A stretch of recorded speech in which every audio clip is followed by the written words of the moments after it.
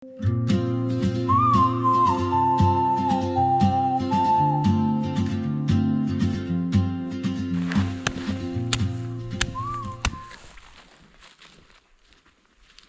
leidžiamės į 20 km žygį, kurio metu ieškosime partizanų žūties vietų ir praleisime naktį miške. Kaip visada, pelkėje.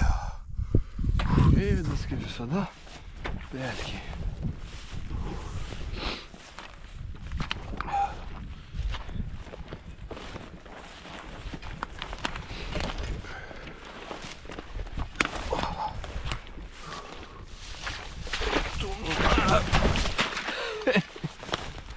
Na, batai šlapi. Ką, keliaujam į stovyklavietės vietą ir jau turim pradėti galvoti apie ką? Apie laužą. Todėl jau bevaikščiodamas ieškau prakurų laužui, kad galėčiau jas susirinkti eidamas pakeliui, o ne ieškoti tada, kada man reikės statyti pastogę, kurti laužavietę ir panašiai. Vienas iš tam puikiai tinkančių dalykų yra mirus pušis. Kada pušis miršta ir pasilieka stovėti taip, visi sakai, kurie yra degus, keliauja jos apačią ir būtent iš apačios gavus medienos jinai yra sakinga, kaip mano senelis sakydavo, smalėkas, ane? Ir su tokia mediena mes lengvai galim užkurti laužą, netgi tokią dieną kaip šiandien, na, drėgna ir jau kelias savaitės turbūt ir snigo, ir lyjo, ir panašiai. Todėl pabandysim būtent gauti tokią dieną. Ui.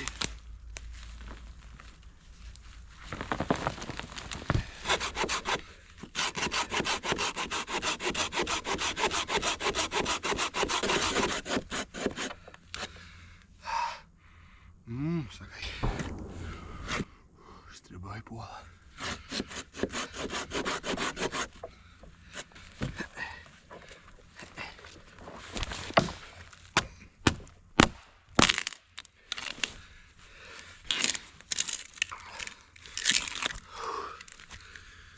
Ir čia viduriukė pabandysim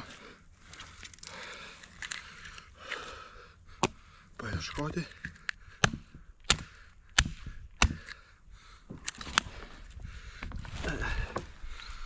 įrankį nesmėto, padedami šalia.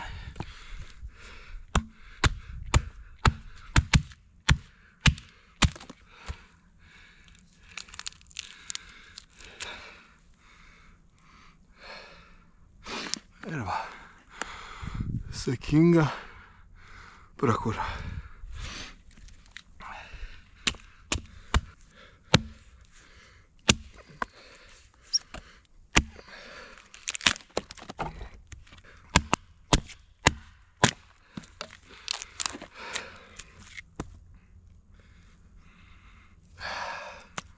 Nu jo, šiek tiek užtruko kelionė, matau, kad greit temsta.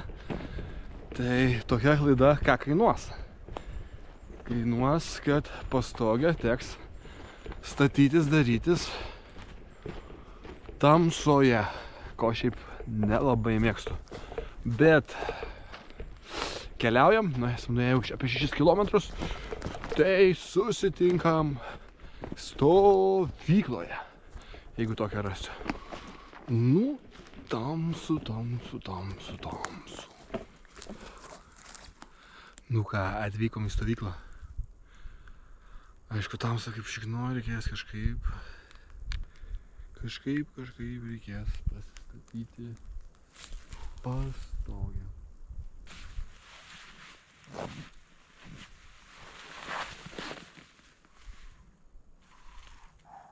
Gerą rytą. Nu, naktelė nebuvo tokia žiauriai šalta. Kėliau tokius 4-5 kartus, bet išsimiegojau. Ką, arbatos ir keliausim. Jo.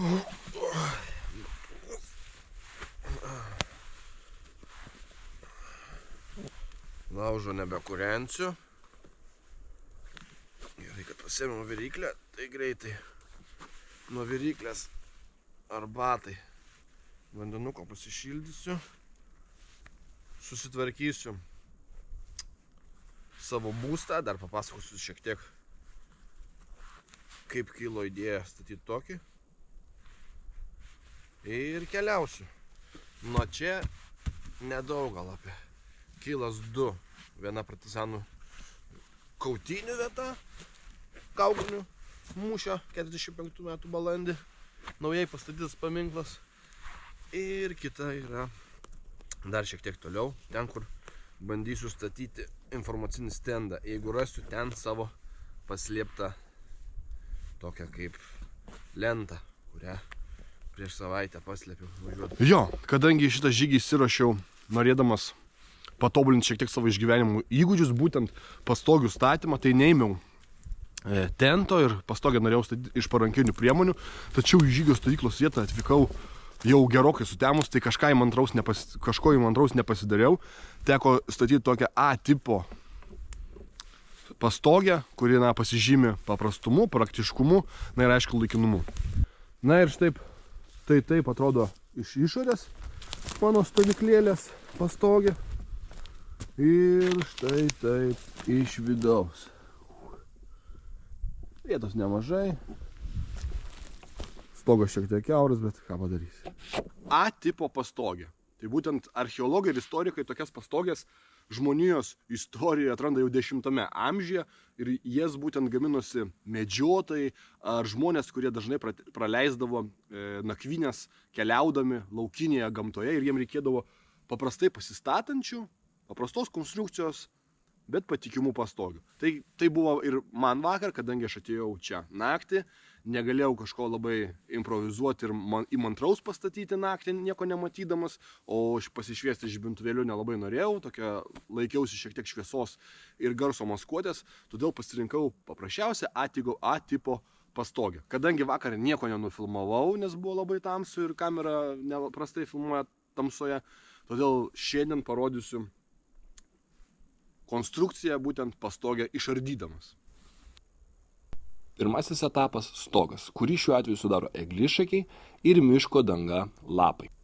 Antrasis – stogo karkasas. Čia svarbu pasirinkti tinkamą stogo nuolydį, kad sniegas ar lietus nubėgtų nuo stogo. Trečiasis – pagrindinė konstrukcija. Čia svarbu atkreipti dėmesį į lazdų tvirtumą, jog jos atlaikytų pastogės svorį.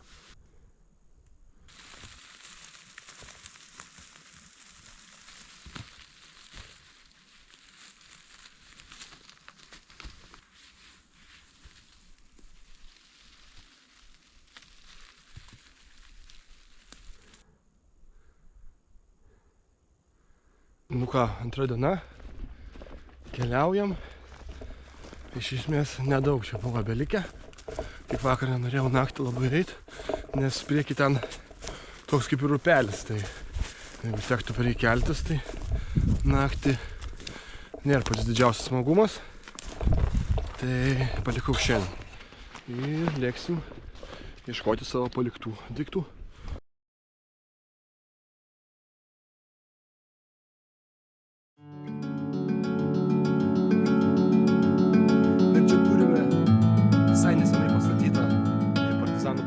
Ženklą Kaugonių miške, pagerbint 1945 metų balandžio 13 dieną žuvusius didžiosios kovos apygardos arba tuomet dar besivadinamosios Lietuvos laisvės armijos 5-osios apygardos partizanus.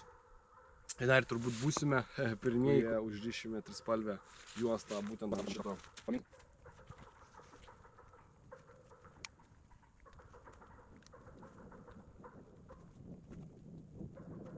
Kaugonių mūšį pasistengsiu papasakoti plačiau jau balandžio mėnesį, būtent per šio mūšio metines, o dabar keliaujam į kitą žūties vietą, kur statysim informacinį stendą.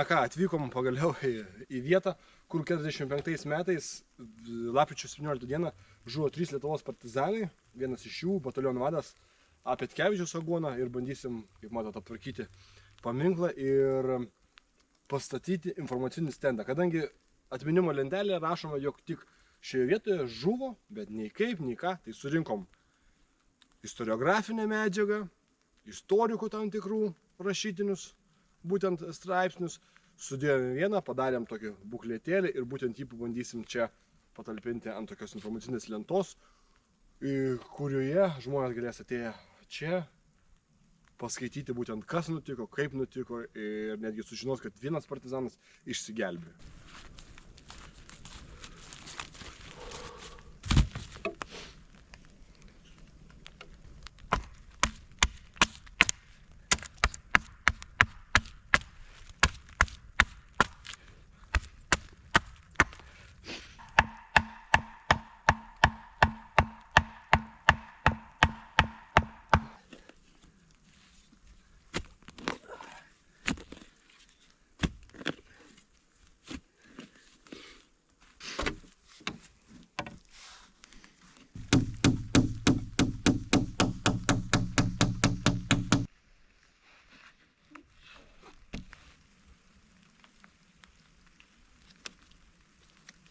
Būtent šioje vietoje 1945 metų lapkričio 17 dieną A rinktinės 4 bataliono vadas Andrius Petkevičius Aguona stovyklauja tokiam kaip šalašė, kokio aš buvau pasistatęs iš Eglišakių pastatytoj palapinėj, kartu su dar 3 bendražygiais. Vienas bendražygis išeina į Kaugonių miestelį, netoli Kaugonių miestelį, esančią ryšininko sodybą ir grįžta.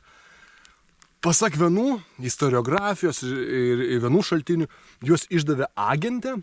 Tačiau kaip vienas iš partizanų sako, kad vienas išėjęs partizanas pas ryšininkus prastai prigirdėjo, todėl būtent jį atsekė, nesunkiai atsekė sovietų saugumo pajėgos. Na ir būtent jam grįžus, vienintelis išlikęs partizanas, kuriam pavyko prasiveržti, jau įspėjo vadą, kad būtent grįžus partizanui girdi aplink šlamantį mišką ir jam atrodo, kad bus supimas. Na ir iškart po tų žodžių įsiplėskė ugnis.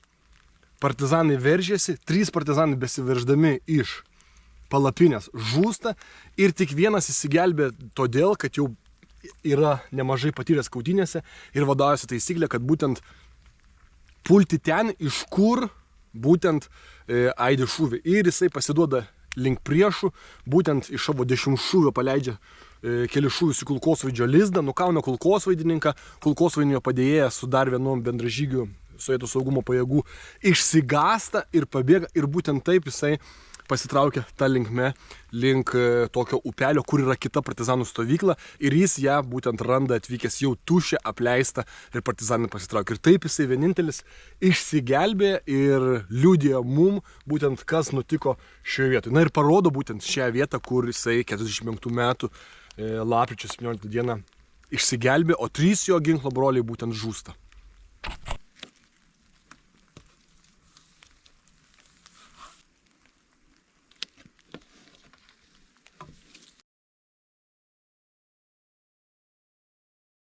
Na ir įdomu, kad būtent kratos metu jau nukauvus partizanus Romualdui Sedleckui Karkliukui pasitraukus kautynių vietoje, būtent palapinėje buvo rasti dienoraštis, agitaciniai lapeliai, laikraščiai, susirašinėjimas su kitais daliniais ir spausdinimo mašinėlė. Na tai kaip ir šiandien, taip ir tais laikais būtent kovoje už laisvę, kovoje už nepriklausomybę ir demokratiją laisvas žodis labai daug reiškia ir tad reikia to nepamiršti, kad ir mūsų protėviai laisvą žodį brangino, taip pat laisvą žodį reikia branginti ir mums. Tai ačiū, kas buvot, stendas pastatytas, vietos aplankytos, naktis praleista, judam namo.